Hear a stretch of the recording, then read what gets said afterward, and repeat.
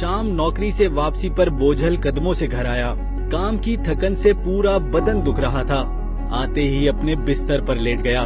कमरे में लेटा देखकर अब्बू फौरन कमरे में आए और अहवाल पूछा। थकावट के बाइस मैंने उखड़े लहजे से जवाब दिया। अब्बू जेरे लब दुआ देते वापस लौट गए।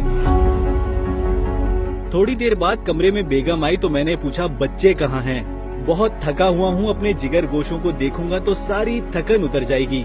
बेगम फौरन सहन में खेलते नन्हे मुन्ने बच्चों को ले आई, जो आते ही मुझसे लिपट गए।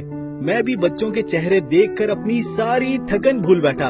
अपनी शफकत बदरी उन पर निछावर करने लगा। लेकिन चंद लम्हों बाद ही वालिद मोहतरम का झुर्रियों भरा चेहरा आंखों के सामने घूमने लगा कि वो भी शफकत पदरी से मजबूर अपने बेटे को देखने आए थे, अपनी औलाद को देखने, अपनी शफकत पदरी निछावर करने। लेकिन मेरी बेरुखी के बाइस वो मेरे पास बैठ न सके। इतना सोचते ही मेरी आंखों के सामने अंधेरा छाने लगा। दम सीने में घुटता महसूस होने लगा। बच्चों को छोड़ा और दौड़ता हुआ वालिदे मोहतरम के कमरे में जा पहुंचा, जो अपनी चारपाई पर लेटे न जाने किन सोचों में गुम छत को देखे जा रहे थे।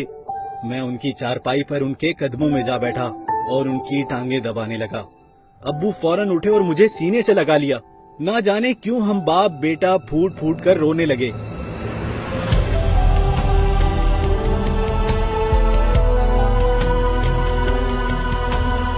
मैं तस्लीम करता हूँ कि ऐसी राहत मुझे पहले कभी नहीं मिली, जो बाप के सीने से लिपट कर मिली।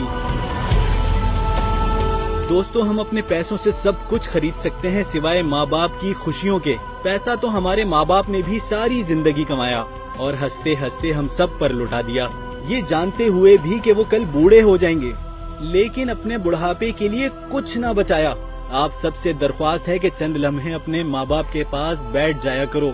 उनसे दुख सुख की बातें शफकत के साथ कर लिया करो। यकीन करो, दुनिया और आखिरत में फलाह पा जाओगे। इस तहरीर को इतना शेयर करें जितना अपने वालिदैन से प्यार करते हैं।